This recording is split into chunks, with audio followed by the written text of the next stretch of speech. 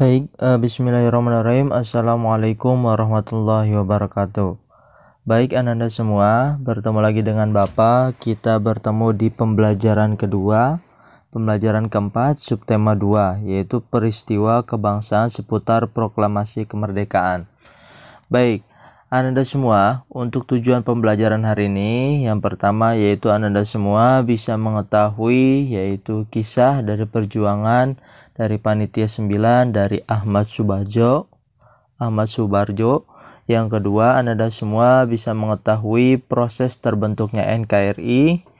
Dan yang selanjutnya, Anda semua bisa mengetahui nilai-nilai kebudayaan yang merupakan menjadi unsur bagi negara Indonesia.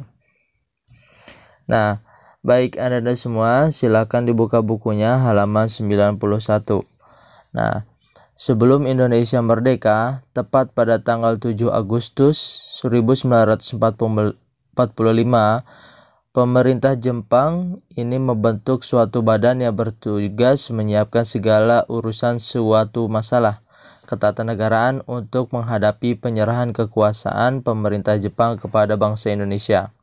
Nah, badan itu disebut apa Anda semua?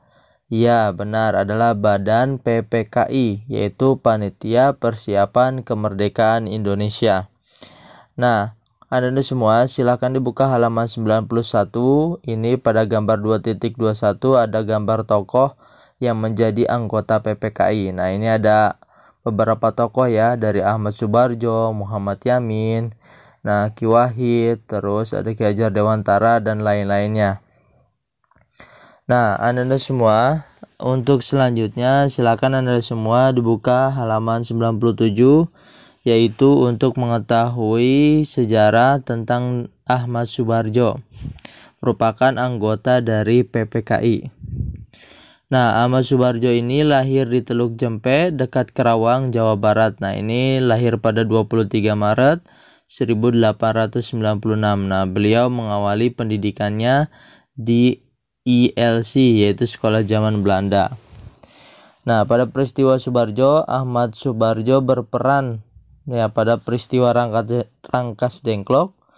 Ahmad Subarjo berperan penting, yaitu melakukan perundingan dengan tokoh muda yang membawa Bung Karno dan Bung Hatta ke Rangkas Dengklok. Nah, Ahmad Subarjo berhasil meyakini para tokoh muda bahwa proklamasi kemerdekaan dapat dilakukan secepat-cepatnya dengan syarat Bung Karno dan Bung Hatta dikembalikan ke Jakarta.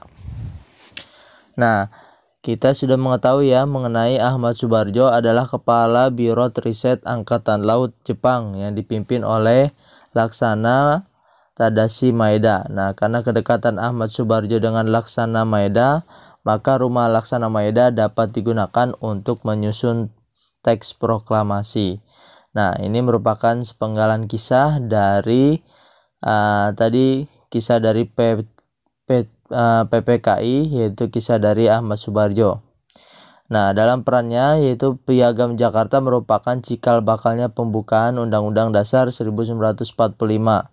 Nah, Ahmad Subarjo berperan aktif dalam sidang PPKI. Nah, Ahmad Subarjo juga pernah dilantik sebagai Menteri Luar Negeri Kabinet Presidensial pada tahun 1951 sampai 1952. Nah, baik Anda selanjutnya, setelah kita mengetahui tentang sejarah dari Ahmad Subarjo, silakan Anda semua untuk menjawab 5 pertanyaan yang tersedia pada halaman 92. Nah, untuk yang selanjutnya Anda semua, kita mari mendengarkan yaitu mengenai proses terbentuknya NKRI.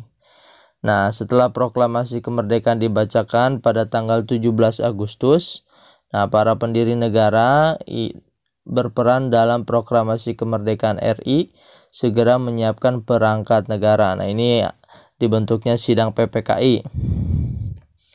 Nah, mengadakan sidang PPKI pada tanggal 18 Agustus 1945. Nah, ini ada pun beberapa hasil sidang dari sidang PPKI pertama, kedua.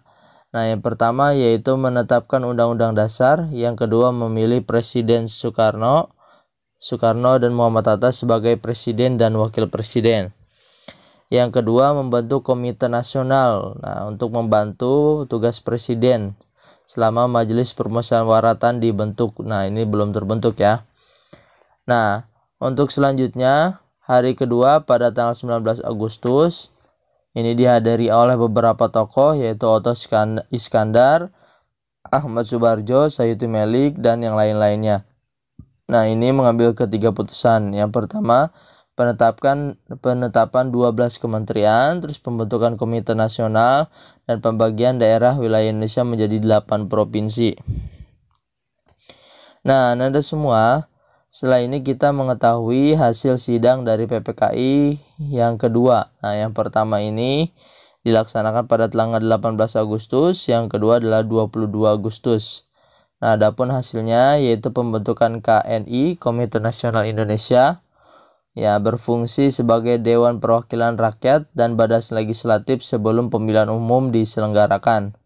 Yang kedua, Partai Nasional Indonesia dirancang menjadi partai tunggal di Republik Indonesia namun akhirnya dibatalkan. Yang kedua, Badan Keamanan Rakyat atau BKR berfungsi menjaga keamanan umum bagi masing-masing daerah.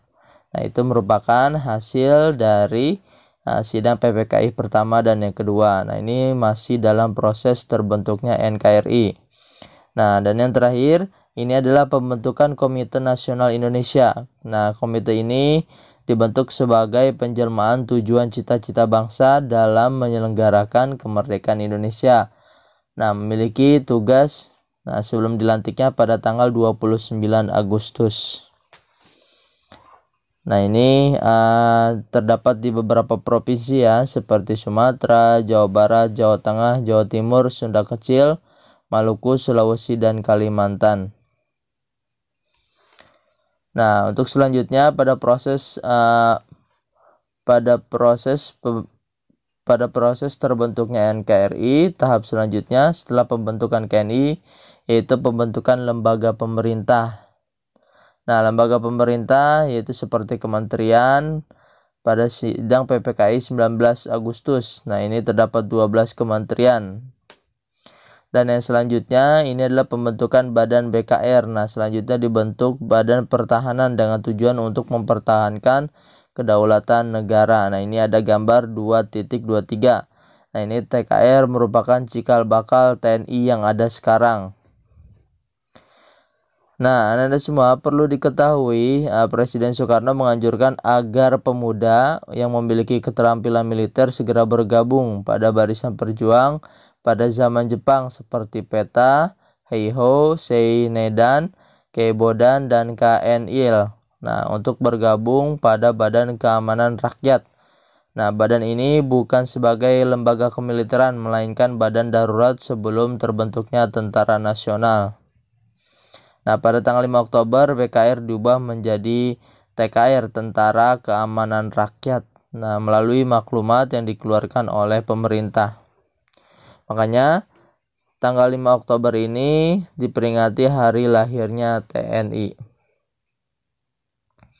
Nah, Anda semua, untuk materi yang selanjutnya, yang terakhir, yaitu kita mengetahui nih bahwa NKRI setelah dibentuk setelah kemerdekaan proklamasi merupakan kesatuan dari berbagai elemen di masyarakat. Nah, kebudayaan yang dimiliki oleh bangsa Indonesia bukan hanya warisan turun-temurun, merupakan hasil dari proses belajar. Nah, suatu kebudayaan ini memiliki unsur. Nah, ini adalah unsur-unsur dari kebudayaan. Yang pertama, kepercayaan, yang kedua pengetahuan, yang ketiga teknologi, yang keempat kemasyarakatan, yang kelima ekonomi, dan bahasa dan kesenian. Nah, ini adalah unsur-unsur kebudayaan. Yang pertama, religi. Nah, ini berfungsi untuk mengatur kehidupan antara manusia dengan Sang Pencipta. Nah, dan juga mengatur untuk manusia dalam berperilaku. Nah, yang kedua, pengetahuan, berfungsi untuk memenuhi rasa ingin tahu manusia terhadap sesuatu. Dan selanjutnya yaitu teknologi, yaitu berfungsi sebagai alat yang digunakan untuk hidup sehari-hari dan tidak dipengaruhi oleh teknologi modern. Nah, ini pada budaya ya, teknologi tradisional. Dan selanjutnya kekerabatan. Nah, dalam kehidupan masyarakat biasanya diatur oleh adat istiadat. Dan yang selanjutnya yaitu ekonomi mata pencarian. Nah, mata pencarian masyarakat sangat beragam. Nah, misalnya kalau masyarakat yang agraris biasanya bertani dan bercocok tanam. Sedangkan maritim biasanya menjadi nelayan. Dan yang terakhir bahasa. Bahasa adalah unsur budaya yang digunakan untuk berkomunikasi. Nah, ini bahasa Indonesia terdapat lebih dari 1000 bahasa. Terdapat 1000 bahasa di dunia. Jadi berbahasa di dunia itu ada 1000 bahasa. Nah, untuk selanjutnya ada kesenian. Kesenian adalah suatu karya yang mengekspresikan keindahan. Seni dibagi dua, yaitu seni rupa dan seni suara. Nah, misal seni rupa, seni ukiran, seni lukis, dan seni rias, dan seni tari. Sedangkan seni suara, seni musik, dan seni sastra puisi. Nah, mungkin itu saja Anda semua untuk pembelajaran hari ini.